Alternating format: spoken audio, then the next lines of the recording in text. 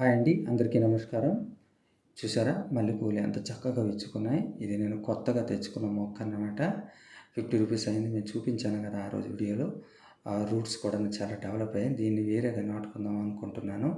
ఎందుకంటే తొలకరి జల్లులు చక్కగా తొలకరి జల్లులు కాదు, క్లైమేట్ కొంచెం చేంజ్ అయ్యి చినుకులు చిన్న చిన్నగా తుంపర్లు పడుతున్నాయి కదా, ఇటువంటి వాతావరణం అయితే బాగా మొక్క చక్కగా పొదులుకుంటుంది, చక్కగా గ్రోత్ వస్తుందని. ఆల్రెడీ ఎర్రమట్టి, కౌడంగ్, ఇంకా కిచెన్ కంపోస్ట్ అంతా కలిపిన ఒక కుండీ ఉంది. ఆ కుండీలో నేను నాటడానికి ఇచ్చేసాను.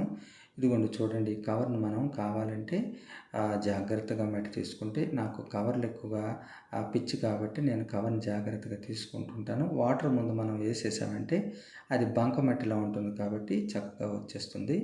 చూసారా అక్కడ తులసమ్మను నేను కదపలేదు, ఎందుకంటే అమావాస్య ఈరోజు మంగళవారం కాబట్టి నేను కట్ చేయలేదు, తీయలేదు, వేరే చోటకు మార్చలేదు. తర్వాత నేను దీన్ని తీసేస్తాను, ఇందులో ఉంచను. నెక్స్ట్ ఏంటంటే తులసి మొక్కల గురించి నేను ఎక్కడ నర్సరీలో తిరగవలసిన, ఎవరికి అడగవలసిన పని లేదు. మా చుట్టుపక్కల ఇక్కడ ఎక్కడ కూడా తులసి మొక్కలు లేకపోయినా మొక్కలు ఆటోమేటిక్గా కుండీల్లో ఎప్పుడూ వచ్చేస్తూ ఉంటాయండి. వాటిని నేను నిద్రపోయినప్పుడు వాటిని మార్చుకుంటుంటాను. డైలీ పూజ గురించి తులసి మొక్కలు నేను యూజ్ చేసుకుంటుంటాను. ఇదిగోండి కవర్ ఆల్రెడీ తీసేసాను. కొంచెము ఆ కవర్ మట్టి డిస్టర్బ్ అయిందనమాట. ఈ కవర్ నాకు యూజ్ అవుతుందండి. వేరే ఏదైనా మొక్క పెట్టేసుకుంటుంటాను. చాలా తక్కువ మట్టిలో కూడా మొక్కలు పెంచడం నాకు అలవాటు కాబట్టి ఆ విధంగా నేను దాన్ని దాచిపెట్టుకుంటాను అనమాట. అయితే ఇప్పుడు ఈ మల్లె చెట్టును మనము ఆ మట్టి చూసారా, అది గోదావరి లంక మట్టి అన్నమాట.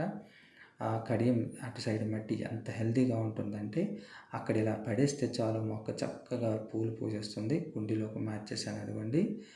ఇప్పుడు దీనికి మనము మట్టిని మళ్ళీ కొంచెం కవర్ చేసుకోవాలండి. మట్టి వేసేటప్పుడు ఎప్పుడు కూడా చాలా లూజ్గా ఉండే విధంగా ఉండాలి.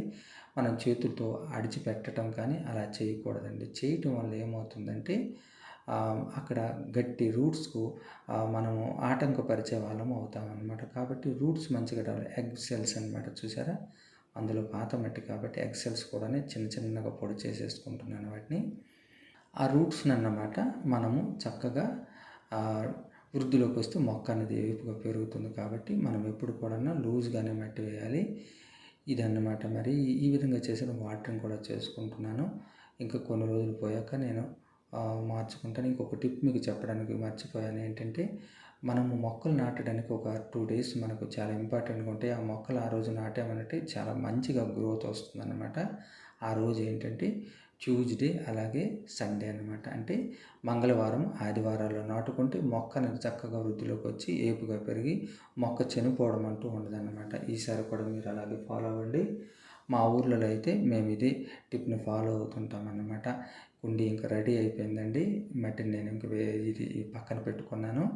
ఇంకా ఎండగా ఉంటే లోపల ఎక్కడైనా నీడగా పట్టుకుని దాచిపెట్టుకుంటాను. ఇది ఈరోజు వీడియో అనమాట. ఈ వీడియో మీకు నచ్చినట్లయితే please subscribe and support me. Take care. మరొక వీడియోతో మీ ముందుకు